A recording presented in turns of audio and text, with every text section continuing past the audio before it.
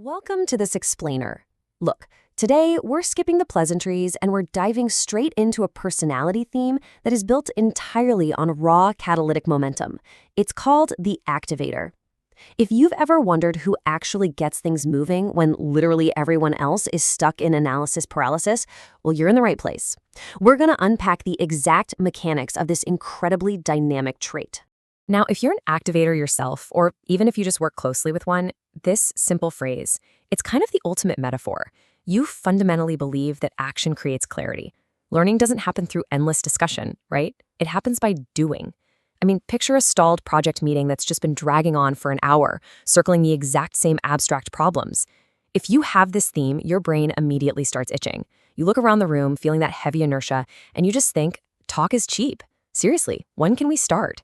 It's this visceral, almost physical need to break the stagnation. So, to really understand this drive, we're grounding our explainer today in the SwitchOn Strengths framework. Discover, activate, thrive. Through this specific lens, we're going to break down exactly how the activator operates. We'll explore where they totally shine as incredible assets to an organization and, naturally, where they occasionally stumble. This framework is going to give us a super practical look at how this specific theme impacts day-to-day momentum, team decision-making, and just overall productivity. All right, let's jump right into Section 1, defining the activator theme, from thinking to doing. So these individuals are action-oriented, they're energetic, they're dynamic. But honestly, the real key word I want you to focus on here is catalytic. People with this theme, they communicate with this desperate, almost physical urgency. They don't just want to, have a chat or kick around some theoretical ideas. No way. They demand conversations that lead to immediate, concrete decisions. They're literally the spark plug of any organization. While other people might be motivated by consensus or, say, getting a deep understanding of a topic, the activator, they're motivated purely by movement and tangible progress. They're the ones who practically shove a group out of the theoretical realm and right into reality. Moving on to Section 2, the balcony, superpowers.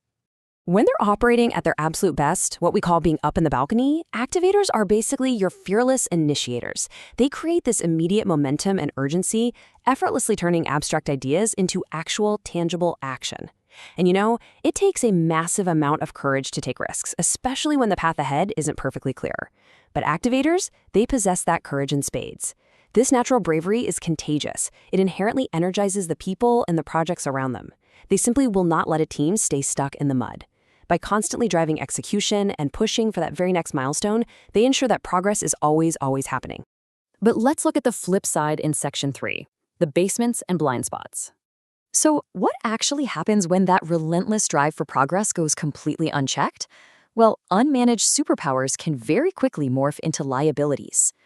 A fearless initiator can suddenly become deeply reckless or impulsive. While they usually bring this healthy sense of urgency to a project, when they slip down into the basement, they just become noticeably impatient with, totally necessary discussion. Instead of driving clean execution, they end up overwhelming everyone around them. They take initiative in a way that actually damages the project, mostly because they're acting way before they've taken the necessary time to think through the actual consequences. Because their absolute primary goal is immediate progress above everything else, their biggest blind spots involve completely overlooking the importance of careful planning. Actually, they naturally act a bit too quickly and frequently rush decisions without running enough analysis. Have you ever felt totally bulldozed by a well-meaning colleague? Yeah, it might be because an activator is unintentionally overwhelming slower-paced people who honestly just need a quick moment to process. Plus, they often mistakenly assume everyone else shares their exact same level of urgency. And when they realize others don't, they become visibly impatient, totally frustrated that their team actually wants to pause and discuss rather than just execute. Okay, Section 4. What an activator needs. Fueling the fire. To keep this theme out of the basement, you really have to actively engineer an environment that fuels their fire. Activators absolutely thrive when they have the freedom to act independently and when they're given continuous opportunities to execute ideas quickly. They genuinely crave way less discussion and significantly more movement. Now, while they definitely need clear direction so they know where to aim, they demand the room to take action on their own terms once that goal is set. Ultimately, they flourish in environments that highly value initiative and experimentation. So if you manage an activator, listen up. You must give them the runway to learn by doing. Do not suffocate their energy in endless, cyclical committee meetings that will just completely drain their motivation. Let's check out Section 5, Theme Contrasts, Activator versus Others. You know, the clearest way to truly grasp the activator theme is to actually juxtapose it with the highly analytical themes they often bump up against. Imagine a super common workplace scenario. An activator is paired with someone strong in the intellection theme. The activator is practically shouting, "I want to get it started, let's just go." Meanwhile, the intellection colleague calmly replies, "Well, there is no substitute for deep thinking and strategy." You can immediately see the massive potential for interpersonal tension right there, right? But if you look closer, you can also see how these two completely different worldviews could perfectly balance each other out. Relentless action paired with deep reflection. It's a game changer if they're managed correctly.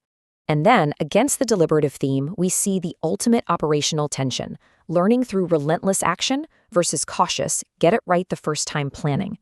The activator's mantra is firmly, do it until you get it right. They aren't afraid of making a few mistakes along the way, just as long as they are moving forward and iterating in real time. Conversely, the deliberative theme insists, do it when you get it right. They fiercely prioritize caution, rigorous risk management, and getting it completely 100% perfect the very first time. It is a classic battle of pure forward momentum versus careful, prolonged reflection. So now that you understand how to harness this incredible catalytic energy, how to leverage the immense power of the balcony, and of course consciously avoid the pitfalls of the basement, the only question left for you is this: where do you need to activate momentum today? I want you to take a close look at your current projects and your stalled ideas.